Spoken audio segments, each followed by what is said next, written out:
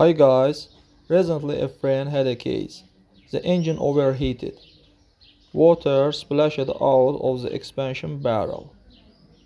Friends, but before starting the video, subscribe to our channel, put like, and don't forget to put a bell so as not miss new video on the channel. What they just didn't advise to change in a car, but the reason turned out to be the follows.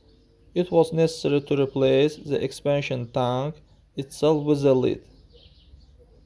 After replacing it, the engine stopped overheating.